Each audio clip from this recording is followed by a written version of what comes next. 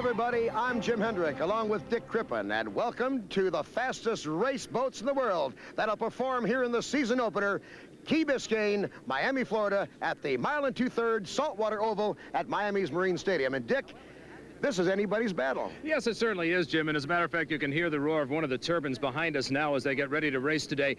This is going to be a course that equalizes things out. The turns are sharp enough that the turbines don't have good acceleration coming out. The pistons may have an advantage there, but the turbines have long enough straightaways that they can get their speeds up. We have to watch Jimmy Kropfeld, of course, in the Miss Budweiser. In the Miller High Life entry, Chip Hanauer is going to be out there. He got the Gold Cup last year. Well, Kropfeld was the national champion. It's anybody's race, and don't forget the new boats that are in. It's going to be exciting. Mr. Pringles with Scott Pierce, of course, showing well. And the Budweiser laid down the gauntlet. He made the challenge when he said, hey, take a look at my speed, and set a new course record a couple of days ago in qualifying on this small course at 136.1 miles per hour. And my friends, that's moving. Now let's quickly go down to the pit area and Mark Spencer. Mark?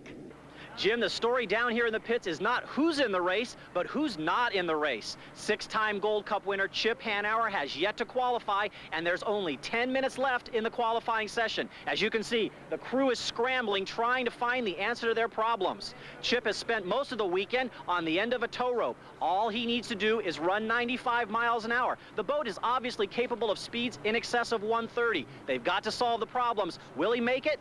We'll find out. One man who doesn't have to worry about his boat qualifying is Bernie Little, the owner of the fastest boat this weekend. 1987 defending champion, the Miss Budweiser. This man last year celebrated his 25th anniversary of the sport, starting number 26, Bernie Little. It doesn't get any easier. No, Jim, it gets a little harder, I think.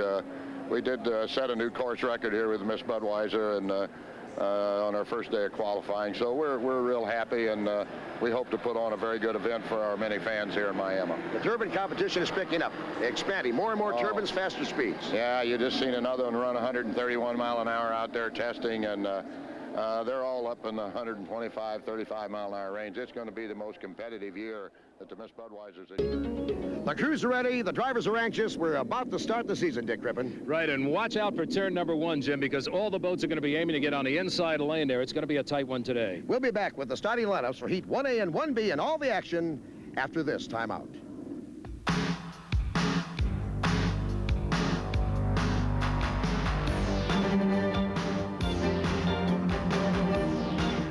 An owner, and Dick Crippen is with him.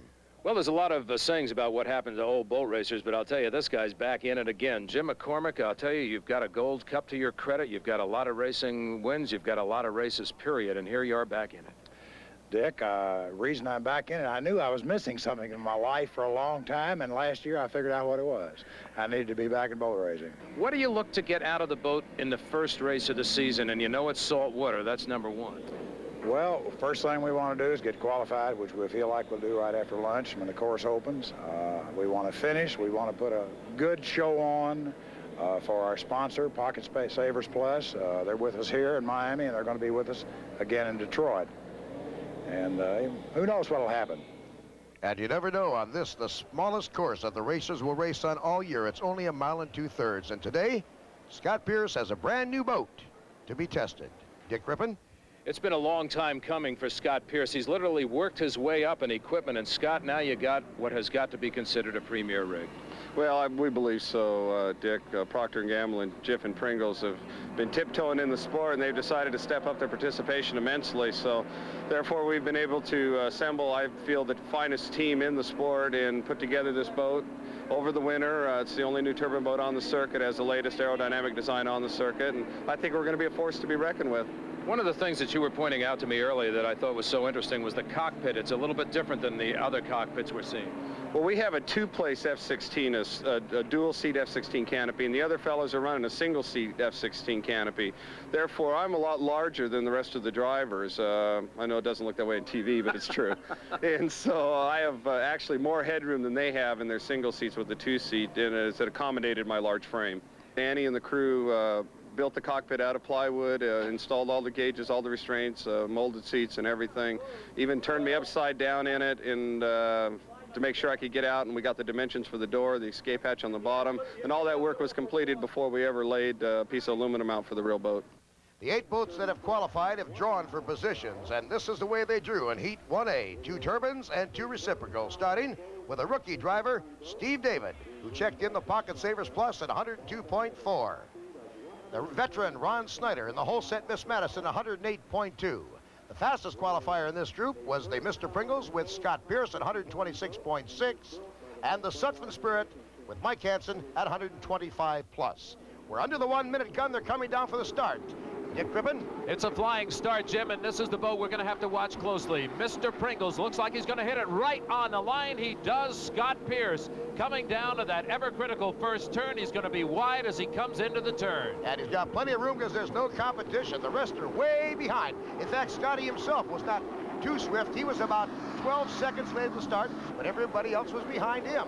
And this is one of the reasons why he's not having much competition out here. The other turbine boat that was entered into it is dead in the water right now. That's Mike Hansen aboard the Sutphen Special. Meanwhile, Pringles continues just easily on the course. He's doing about 116-mile-an-hour lap at this 1 2/3 saltwater course here in Miami. He's taking the smooth way around, coming close to the stands. And, of course, this is the baptism of fire for this particular boat, brand new. It certainly is. And Scotty Pierce has a lot of confidence in his crew to take the boat and put it through a lap like this right off the bat. But you can see why. The boat is holding on the water. It's not dancing around. It's not getting loose out there. He's got to feel very good about the even ride. But talk about boats running well. Here's another boat that's hanging right in there, Jim. And this is a rookie. His first time in an unlimited in competition. It's Steve David. Now, I'll tell you this. The first lap was sticky water. Now that they've chopped it up a little bit, the speeds might increase. And here's the veteran. He's having problems. This is the oldest boat on the fleet. At one time was the Winningest Hall, when it was the Pan Pac, when it was the Atlas Van Lines. And this team, Miss Madison, is supported by the town of 13,000 plus people who take collections. Today, they're not running very well. At this particular time, they're waiting for a brand new boat. That before this year is over, we'll see a new cab over for this team. And it'll be an exciting moment when they debut that one, and they hope that it'll run as well as this boat is running right now. Mr. Pringles, Scott Pierce, just a beautiful ride. Even though the water has roughed up a little bit, he's holding very low on the water. Look underneath that tunnel, and you can see there's very little light under there.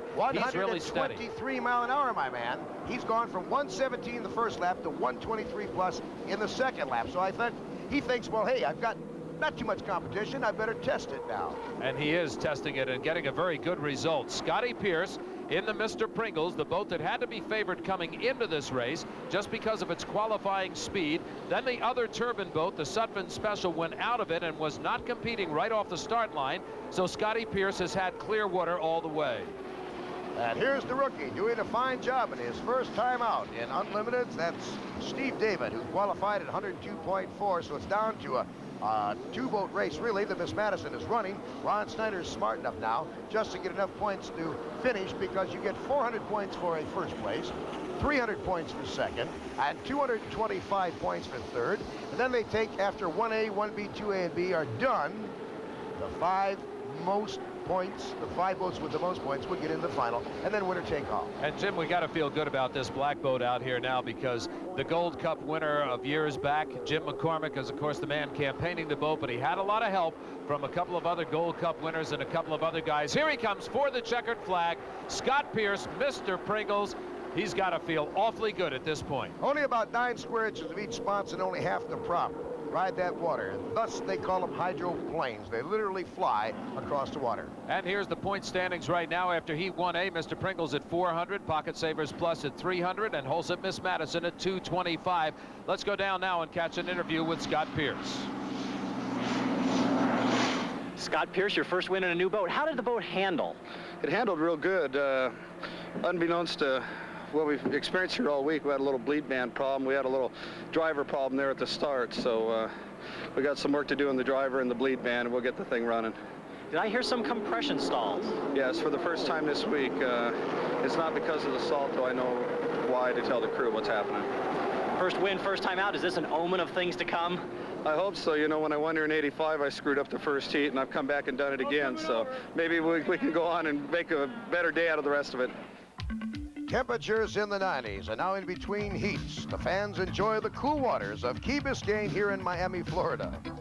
We'll be back with more of the 18th Annual Budweiser Regatta. First of all, we have Chip Hanauer in the Miller High Life. He qualified at 132.977. Right next to him, Miss Budweiser, Jimmy Kropfeld, who set a qualifying record at 136.11. Oh boy, Oberto, George Woods Jr. in at 115.549 miles per hour. And the Garrett Jackpot Food Boat, Jerry Hopp, the driver. Jim? We're with the Executive Vice President of Household Finance. Name is Glenn Sanders. And Glenn, your company has gone a long way now in motorsports. You seem to be increasing your investments. Yes, we are. We were very pleased with the exposure we got last year. Our market surveys indicated that our customers, our employees, and our marketplace enjoyed this kind of sports, and so we've increased our participation. In addition, we're involved with auto racing nationwide and the boating. It'll be a great season for us. In Heat 1B, one of the men to watch, of course, the defending champion Jim Kropfeld. Before he took to the water, Mark Spencer had a few words with him. Mark? Jim, any changes to the boat during the off-season? We didn't make a lot of changes. We made a couple minor hull changes just to make the boat a little more stable and a little safer. The big changes that we made this year came in the engine department, the propeller department, and some gears. We had some new gears made for the gearbox, and we're trying different ratios. And you know, the Miss Budweiser started the enclosed capsule or the safety cockpit back in '85, and we were the first team to have it. And of course, I proved last year that with 2 flips and no injuries whatsoever. And Steve Reynolds has had a couple flips. And of course, Steve had some serious injuries in his last one, but it did save his life. And I feel really confident now driving the boat. I wouldn't want to drive a boat sitting out in the open again.